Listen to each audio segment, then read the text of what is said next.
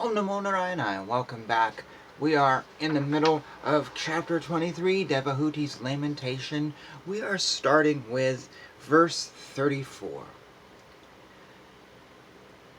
When she thought of her great husband, the best of the sages, Kardama Muni, who was very dear to her, she, along with all the maidservants, at once appeared where he was. She was amazed to find herself surrounded by 1,000 maids in the presence of her husband and to witness his yogic power. The sage could see that Devahuti had washed herself clean and was shining forth as though no longer his former wife. She had regained her own original beauty as the daughter of a prince, dressed in excellent robes, her charming breast duly girdled. She was waited upon by 1,000 Gardavad girls. O destroyer of the enemy, his fondness for her grew, and he placed her on the aerial mansion. Though seemingly attached to his beloved consort while served by the girls, the sage did not lose his glory, which was mastery over himself. In the aerial mansion, Kardama Muni with his consort shone as charmingly as the moon in the midst of the sky, which causes rows of lilies to open in ponds at night. In that aerial mansion he travelled to the pleasure valleys of Mount Meru, which were rendered all the more beautiful by cool, gentle, fragrant breezes that stimulated passion. In these valleys the treasure of the gods, Kuvera, surrounded by beautiful women and praised by the Siddhas, generally enjoys pleasure. Kardama Muni, also surrounded by the beautiful damsels and his wife, went there and enjoyed for many, many years. Satisfied by his wife, he enjoyed in that aerial mansion not only on Mount Meru, but in different gardens known as Vaishrambaka, Sarasana, Nandana, Pushpahadraka, and Chaitarathya, and by the Manasa Saravara lake. He traveled in that way through the various planets as the air passes uncontrolled in every direction. Coursing through the air in the great and splendid aerial mansion, which could fly at his will, he surpassed even the demigods. Was it difficult to achieve for determined men who have taken refuge? What is difficult to achieve for determined men who have taken refuge of the Supreme Personality of Godhead's lotus feet? His feet are the source of sacred rivers like the Ganges, which put an end to the dangers of mundane life. After showing his wife the globe of the universe and its different arrangements, full of many wonders, the great yogi Kardama Muni returned to his own hermitage. After coming back to his hermitage, he divided himself into 9 personalities, just to give pleasure to Devahuti, the daughter of Manu, who was eager for sex life. In that way he enjoyed with her for many, many years, which passed just like a moment. In that aerial mansion, Devahuti, in the company of her handsome husband, situated on an excellent bed that increased sexual desires, could not realize how much time was passing. While the couple who were eagerly longed for sexual pleasure were thus enjoying themselves by virtue of mystic powers, 100 autumns passed like a brief span of time. The powerful Kardama Muni was the knower of everyone's heart, and he could grant whatever one desired. Knowing the spiritual soul, he regarded her as half of his body. Dividing himself into 9 forms, he impregnated Devahuti with 9 discharges of semen. Immediately afterwards, on the same day, Devahuti gave birth to 9 female children, all charming in every limb and fragrant with the scent of a red lotus flower. When she saw her husband about to leave home, she smiled externally, but at heart she was agitated and distressed. She stood and scratched the ground with her foot, which was radiant with luster of her gem-like nails. Her head bent down. She spoke in a slow, like charming accents, suppressing her tears. She said, "My lord, you have fulfilled all the promises you gave me, yet because I am your surrendered soul, you should give me fearlessness too. My dear Brahmana, as far as your daughters are concerned, they will find their own suitable husbands and go away to their respective homes. But who will give me solace after your departure as a sannyasi? Until now we have simply wasted so much of our time in sense gratification, neglecting to cultivate supreme knowledge of the Supreme Lord. Not knowing your transcendental situation, I have loved you while remaining attached to the objects of senses. Nevertheless, let the affinity I have developed for you rid me of all fear. Association for sense gratification is certainly the path of bondage, but the same type of association performed with saintly persons leads to the path of liberation, even if performed without knowledge. Anyone whose work is not meant to elevate him to religious life, anyone whose religious ritualistic performance does not raise him to renunciation, and anyone situated in renunciation that does not lead him to devotional service to the Supreme Personality of Godhead, must be considered dead, although he is breathing. My lord, surely I have been solidly cheated by the insurmountable illusory energy of the Supreme Personality of Godhead, for in spite of having attained your association, which gives liberation from material bondage, I did not seek such liberation. Thus ends chapter 23. So I'm going to have a couple comments here. It might be a little controversial. You've been warned. First of all, the sex chapter. Gotta have a sex chapter, I swear. Having already suffered through the Kama Sutra on this. So I'm just going to say he divided himself into 9 people to pleasure her. I know a lot of women that would call that a gangbang, and actually don't like having that many men, or having 2 men. It's too much for them.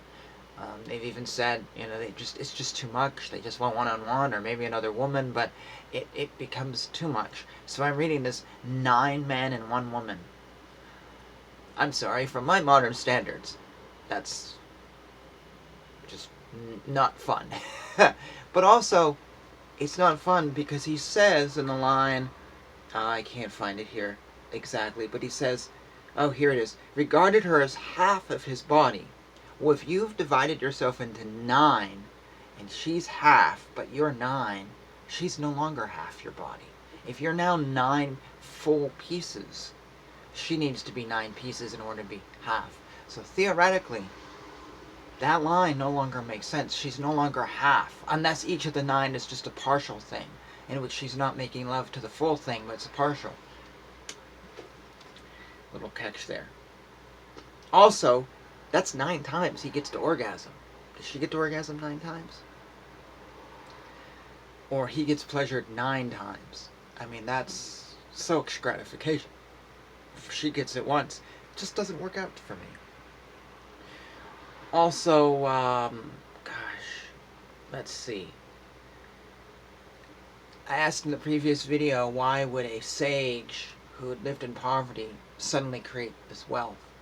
And it's never answered. It just seems totally fine that, hey, I've been a sage, I've been living on this riverbank with nearly nothing all these years, but now we're just going to live it up.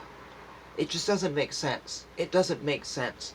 Something is off. And then suddenly we're going to live it up, bang a few kids out, and I'm gone.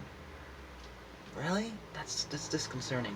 The other comment I have is a criticism of this old idea that in Hinduism, when a man becomes older, he leaves his wife and he moves off and he becomes a sannyasi in the last days of his life. And I understand that, in Western culture, a lot of old people start going to church. Here's the thing I've always misunderstood about this, or not understood. You leave your wife, you leave your family and go, I'm going to seek liberation now. What about her? What about caring for somebody? It's very selfish to me. Because if I want to show God's love, wouldn't then taking care of my family until my last days show that love? Essentially just going, have fun, and going off seems very selfish. It seems like, that to me, I just never have gotten that. And it basically means that me as the guy, I get to go off by my wife, is suffering. And as Devahuti points out, now I'm lonely. The other thing, and she points it out here, is what if you've had a marriage that wasn't very good? What if you just spent it screwing around? What if it wasn't good? What if you have all these regrets? What if it was a bad marriage and then suddenly you're like, well, honey, I know this sucked, but I'm going off to achieve God and enlightenment. Have fun with that. That is to me so selfish and such a waste of time. Why not spend the rest of your life making up for those hurt days? If I had a relationship and it was not really going great, and then one day I said, well, it's been okay, but I'm going to go off and now do great things with my life. My ex at that point would be, she would really hate me. Instead, it would be, you know what, things haven't been going so well, but let's change that, and let's make the best of what we've, what continues. That would be great. So to me, it's a very selfish thing, and I understand. At the end of life, you should go and achieve God. But these books are all written for men. They don't work well with women. Now, in modern society, if you have a wife and the two of you decide we don't want to have sex anymore, and we just live together and we continue, I mean, that's okay. Or if you both become sannyasis or something, that's okay. But these texts are really not good for women. And Devahuti is a sex object. I mentioned this before. Who was the other woman in the book? I forget her name. Who appeared, and I mentioned to you all listening, mentioned a few chapters ago, how suddenly this woman appeared, and here she was described. Every part of her was described. The men weren't described so well, but she was, and it was just, she was raped. That was her whole role, was just there to be pleasure. Devahuti doesn't really have much of a role here, other than to have pleasure. And the way you read this is, it's really just, she just wants the sex. She's just an animal. And I'm sorry, but that's pretty much how these things, this is a sad part of this book.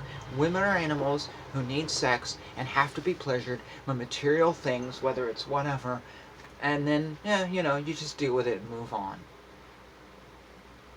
It's one of the things about this book that I don't like. It's not reflective of my modern values, and there's nothing that is going to make me want to treat my fiance that way.